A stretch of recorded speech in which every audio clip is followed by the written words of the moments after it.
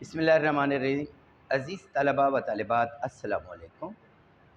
شجرہ قواعد سے متعلق ایک نئے ٹاپک کو لے کر آج ہم آپ کے سامنے حاضر ہیں، اور وہ ہے اسم نکرہ کی ایک قسم ہے اسم معاوضہ۔ اسم معاوضہ اور اسم حال جگہ نہ ہونے کی وجہ سے یہاں پر اس کو مینشن نہیں کیا گیا، وہاں میں نے لکھ دیا ہے۔ اسم معاوضہ اور اسم حال کو ہم پڑھیں گے۔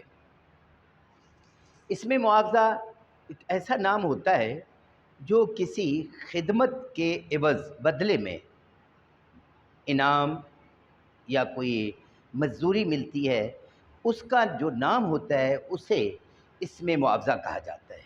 کسی کام کے بدلے میں جو انعام ملتا ہے، مزدوری ملتی ہے، اسے بھی اسی طرح رسموں کی ادائیگی پر جو پیسے وغیرہ ملتے ہیں اسے بھی اسم معاوضہ کہا جاتا ہے۔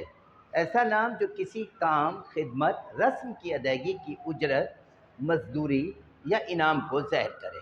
مثلا پسوائی کام کی ایگزامپل ہے، دھلائی کام کی ایگزامپل، مزدوری بھی کام کی ایگزامپل، کمائی کام کی مثال ہے، رگڑوائی بھی کام کی مثال ہے، رسم کی ادائیگی دودھ پلائی، جوتا چھپائی رسم کی ادائیگی پر انعام یا پیسے جو ملتے ہیں، اجر ثواب یہ نیک اعمال کے کرنے پر جو اللہ کی طرف سے انعام ملتا ہے اسے اجر و ثواب کہا جاتا ہے۔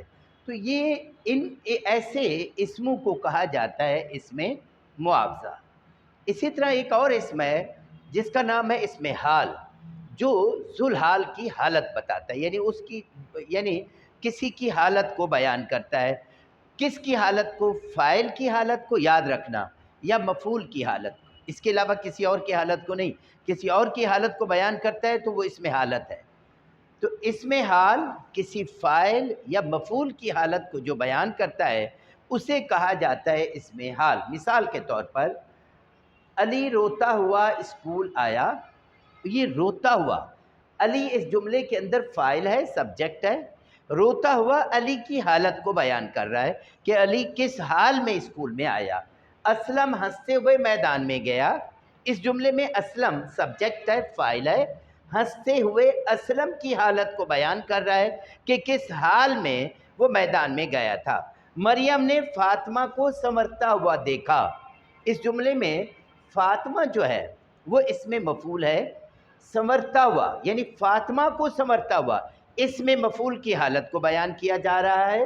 مشعل نے بہتا ہوا آبشار دیکھا، اب آبشار جو ہے وہ اسم مفعول ہے، بہتا ہوا مفعول کی حالت کو بیان کر رہا ہے۔ تو ایسا اسم جو کسی فاعل یا مفعول کی حالت کو بیان کرے اسے اسم حال کہا جاتا ہے۔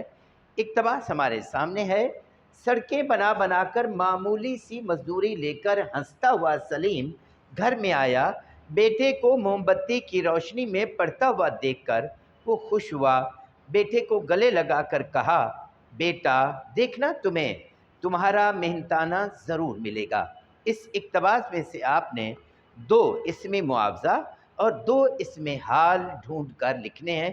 اس کے علاوہ روزمرہ کی گفتگو، ٹی وی پر، اخبارات میں، دوستوں میں جب آپ گفتگو کو سنیں تو اس میں سے بھی اسم حال اور اسم معاوضہ کو اخذ کیجئے اور اپنی کاپیز میں لکھیے۔ امید ہے کہ آپ اسم معاوضہ اور اسم حال کو اچھی طرح سے سمجھ گئے ہوں گے۔ السلام علیکم۔